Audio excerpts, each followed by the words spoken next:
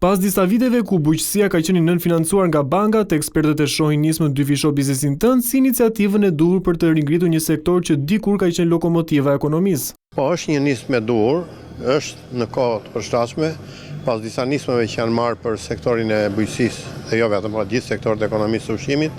Edhe kjo nismë do ndikojë pozitivisht, sidomos për plotësimin e nevojave që ka bujqësia për financim. Kjo nismë është akoma më e gjerë në sasinë e parave që jep në dispozicion, vjen deri në 2 milion euro dhe 70% mbulohet kolaterali nga garancia e shtetit.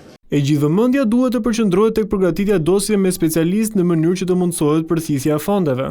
Është e rëndësishme të theksojmë që kjo iniciativë kërkon tashmë një angazhim shumë të madh të specialistëve, të cilët përgatisin dosjet se disbursimit të këtyre fondave për arsye sepse këtu kemi dhe defektin më të madh.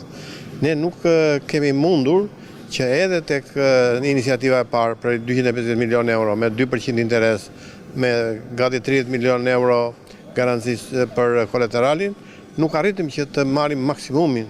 Ndërkohë qeveria po vijon turin e takimeve me bizneset për të informuar mbi këtë nizm. Ministri i Bujqësisë Andi Salla u shpreh se përveç financimit, kjo skem do të ndihmojë edhe në rritjen e sigurisë ushqimore. Dua të ndalem pak te nisma që ne kemi bërë thirrje për gjithë bizneset. Dyshon dhe marrën tënde.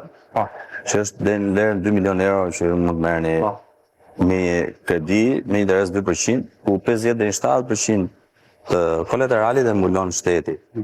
A jeni ju të interesuar? Po, jemi të interesuar sepse unë mund të katërfishoj punën time me këtë nismë që ka marrë qeveria dhe më pëlqen, me thënë drejtën. Nisma dyfisho biznesin tënd ka hapur aplikimet dhe vënë në dispozicion 250 milion euro kredi totale si dhe 30 milion euro në formën e garancisë sovrane. Aplikimet pritet të zgjasin deri në shtator të vitit 2027, ndërkohë që në bazë të kërkesës, qeveria pritet të zgjerojë këtë fond.